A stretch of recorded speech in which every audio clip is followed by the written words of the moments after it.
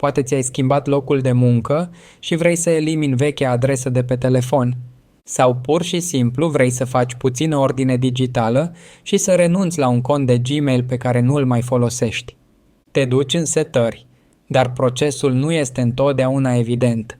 Cum ștergi de fapt o adresă de e-mail de pe iPhone-ul tău în mod corect și sigur?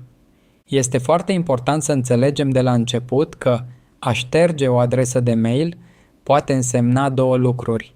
Primul și cel mai comun este să elimini un cont de e-mail de pe iPhone-ul tău. Datele dispar de pe telefon, dar contul în sine rămâne activ și îl poți accesa de pe alte dispozitive. Al doilea sens, mult mai drastic, este să ștergi permanent și irreversibil adresa de e-mail și întregul cont Google asociat. Vom acoperi în detaliu prima metodă, cea sigură, și voi explica și cum funcționează a doua metodă, cea permanentă, pentru a ne asigura că înțelegi diferența și nu faci o greșeală costisitoare. De asemenea, am făcut un alt video despre opțiunea de a șterge un cont Google permanent. Poți găsi acest video în descriere.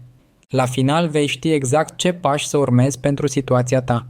Învață în acest tutorial cum să gestionezi conturile de e-mail pe dispozitivul tău mobil. Vom începe cu metoda cea mai comună și mai sigură, eliminarea unui cont Google de pe iPhone. Acest proces va șterge e-mail-urile, contactele și evenimentele din calendar asociate cu acel cont doar de pe acest telefon. Datele tale vor rămâne în siguranță în cloud, în contul tău Google. Primul pas este să deblochezi telefonul și să intru în centrul de comandă al acestuia, adică în meniul configurări. Odată ajuns în configurări, voi derula în jos, trecând de opțiunile de Wi-Fi și Bluetooth, până găsesc secțiunea dedicată aplicațiilor. Aici voi căuta și voi apăsa pe Mail. În interiorul meniului Mail, prima opțiune de sus este Conturi. Voi apăsa pe ea. Acum pe ecran vedem o listă cu toate conturile de e-mail pe care le-am adăugat vreodată pe acest iPhone. Pot avea un cont iCloud, unul sau mai multe conturi de Gmail, poate un cont de Yahoo. Voi identifica în această listă contul de Gmail pe care vreau să-l șterg de pe dispozitiv și voi apăsa pe el. Am intrat în setările specifice ale acestui cont pe telefonul meu. Aici pot vedea exact ce servicii sunt sincronizate: mail, contacte, calendare și notițe. Acest ecran este foarte important pentru a înțelege ce se va întâmpla. Când voi șterge acest cont, toate datele sincronizate prin aceste comutatoare vor dispărea de pe telefonul meu.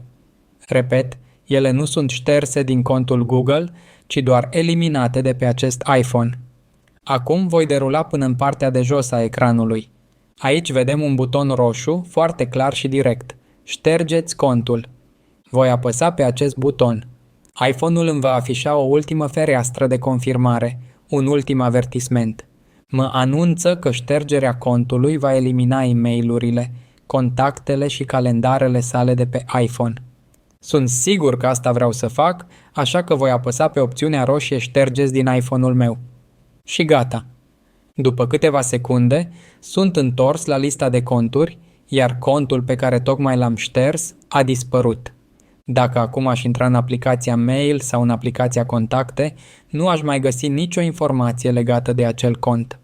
Acum să discutăm foarte serios despre a doua interpretare a întrebării: ștergerea permanentă a unei adrese de Gmail.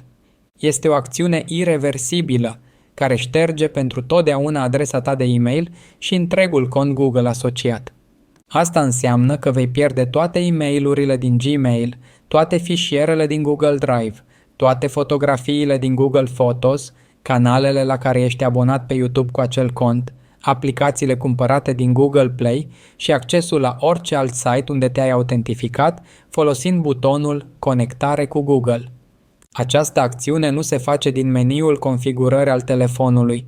Se face dintr-un browser web.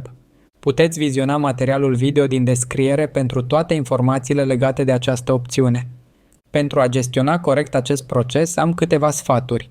Înainte de a elimina un cont de pe iPhone folosind prima metodă, intră în aplicația Contacte și asigură-te că persoanele importante din agenda nu sunt salvate exclusiv pe acel cont Google. Dacă sunt, le poți exporta sau muta în contul tău iCloud, înainte de a-l șterge pe cel de Gmail, pentru a nu le pierde de pe telefon. Este important să înțelegi diferența dintre a șterge aplicația Gmail și a șterge contul din configurări. Dacă doar ștergi aplicația, contul rămâne activ pe telefonul tău și va continua să sincronizeze contacte și calendare prin aplicațiile native de la Apple. Metoda corectă este cea prin meniul configurări, pe care am arătat-o. Dacă ai eliminat un cont din greșeală, nu te panica. Îl poți adăuga la loc oricând. Sper din suflet că acest ghid detaliat ți-a fost de ajutor și ți-a adus claritatea de care aveai nevoie. Dacă ai reușit să-ți organizezi conturile, te rog să-mi lași un like. Este un gest simplu, dar care îmi arată că acest conținut este util. Și dacă vrei să fii mereu la curent cu alte tutoriale și sfaturi care să te ajute să stăpânești tehnologia, nu uita să te abonezi la canal și să activezi clopoțelul.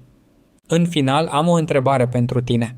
Lasă-mi un comentariu și spune-mi: motivul pentru care ai vrut să înveți acest proces a fost pentru a face ordine, pentru a te deconecta de la muncă sau pentru a pregăti un telefon pentru altcineva?